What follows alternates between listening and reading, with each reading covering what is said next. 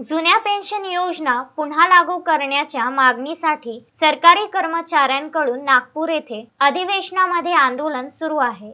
महाराष्ट्र राज्यातील कर्मचाऱ्यांच्या जुनी पेन्शन योजना मागणीला अनुसरून बेमुदत संप सुरू झाला असून यामध्ये धारणी तहसील कार्यालयातील महसूल कर्मचारी सुद्धा बेमुदत संपावर गेले आहे। सन 1982 मध्ये शासनाने सर्व शासकीय कर्मचाऱ्यांना पेन्शन योजना लागू केली होती। मात्र महाराष्ट्र शासनाने ही पेन्शन योजना बंद करून शासकीय कर्मचाऱ्यांवर अन्याय केल्याचा आरोप केला जातो आहे। ही पेन्शन योजना सर्वात शासकीय विभागातील कर्मचाऱ्यांना पूर्ववत सुरू करण्यासाठी नागपुरात महामोर्चाचे आयोजन करण्यात आले होते। आता जर मागणी मान्य न झाल्यामुळे 14 डिसेंबर म्हणजेच आजपासून सरकारी कर्मचारी बेमुदत संपावर आहे।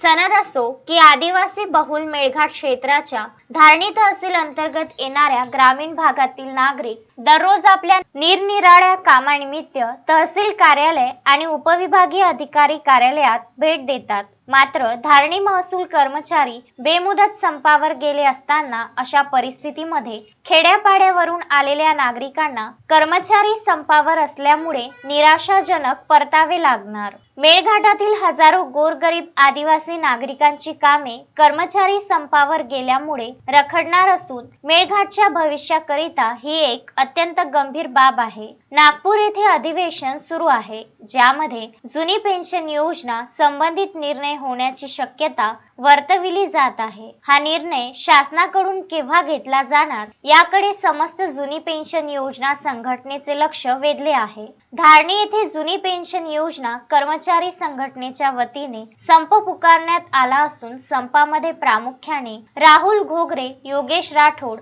तलाठी Yogesh Dhurve, SS ठेंगे, MB Dange, ST Karade, BJ Borkar, Rajshri Kadam, Aparna मरस Kolhe, Narmada Patel, AN Vanjari, AV Sanap, SA पारडे, निलेश सपकाळ यासह इतर कर्मचारी उपस्थित होते। तस्मीन शेख, सुलेमान मेमन, जुगल किशोर जयस्वाल सह शकील अहमद, विदर्भ न्यूज, धारणी।